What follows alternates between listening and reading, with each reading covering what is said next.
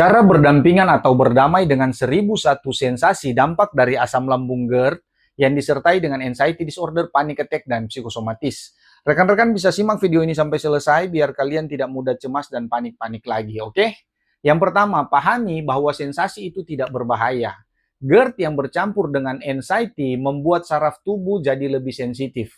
Akibatnya, sensasi kecil terasa besar, dada panas, tenggorokan ganjal, sesak, pusing, gemetar, perut melilit, telinga berdenging, dan lain-lain. Semua itu tidak berbahaya, rekan-rekanku semua. Itu hanya respon tubuh yang overreaktif. Ya. Yang kedua, terima sensasinya, jangan dilawan. Semakin dilawan akan semakin tegang. Semakin tegang, sensasi makin kuat, rekan-rekanku semua. Ya. Latih diri selalu untuk berkata dalam hati kalian sebagai bentuk sugesti pada otak kita dengan berkata, ini cuma sensasi, bukan ancaman. Ya, rekan-rekanku semua. Saat otak menerima perkataan tersebut, tubuh perlahan menurunkan alarm paniknya, rekan-rekanku ya. Yang ketiga, kendurkan tubuh, bukan cari napas. Banyak yang salah, semakin panik makin mencari napas dalam-dalam. Padahal yang dibutuhkan adalah mengendurkan otot, yaitu turunkan bahu kita yang selalu terangkat dengan otomatis tanpa kita sadari. Longgarkan rahang, tarik napas natural 4 detik masuk, 4 detik keluar. Fokus pada ritme bukan volume napas. Dengan begitu, relaksasi tubuh otomatis menurunkan gejala atau intensitas sensasi. Ya. Yang keempat, alihkan perhatian pada aktivitas ringan. Jangan fokus ke sensasi pada saat kita mengalaminya. Melainkan, lakukan hal-hal sederhana ini untuk mengalihkan fokus kita pada sensasi, rekan-rekanku semua. Yaitu kalian bisa lakukan jalan pelan, merapikan meja, mandi air hangat, mendengarkan musik tenang atau musik afirmasi, rekan-rekanku semua. Ketika otak teralihkan, sensasi mereda dengan sendirinya ya, rekan-rekanku. Yang kelima, beri tubuh rasa aman. Anxiety dan psikosomatis muncul karena otak merasa terancam. Ubah menjadi rasa aman lewat hal kecil ini ya. Makan teratur dalam porsi kecil, hindari kopi atau teh berlebih, tidur cukup, kurangi scroll hal yang menakutkan, minum air hangat ya rekan-rekanku semua. Rutinitas ini memberi sinyal aman pada sistem saraf kita. Yang keenam, normalisasi sensasi yang muncul. Ya, normalisasi sensasi yang muncul dengan katakan pada diri sendiri, sensasi ini wajar pada penderita GERD plus anxiety. Bisa juga kalian katakan sudah pernah muncul dan saya tetap baik-baik saja. Atau ini hanya sensasi, bukan penyakit baru, ya. Semakin sering dinormalisasi, semakin lemah efek daripada sensasi yang kita rasakan, rekan-rekanku semua. Yang ketujuh, jangan mencari-cari sensasi atau selalu merasa-rasa.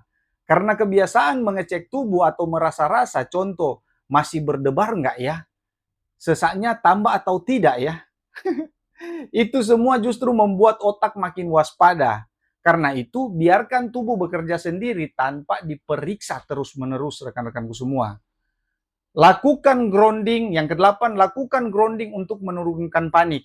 Saat sensasi memuncak, kalian bisa lakukan teknik 3 detik, yaitu kalian bisa sentuh benda dingin ya. Tarik napas perlahan, fokus pada satu benda di sekitar. Teknik ini memutus arus panik dalam hitungan detik, rekan-rekanku semua ya. Dan intinya, berdampingan atau berdamai dengan sensasi GERD plus anxiety disorder bukan berarti menghilangkannya, melainkan tidak lagi takut dengan sensasinya. Jika otak sudah tidak menganggap sensasi itu sebuah ancaman, pelan-pelan sensasi akan melemah, jarang muncul, dan akhirnya tidak mengganggu lagi rekan-rekanku semua ya. Mudah-mudahan video ini bisa kalian mengerti, bisa kalian pahami, dan bisa membuat kalian tidak mudah cemas dan panik-panik lagi ya rekan-rekanku semua.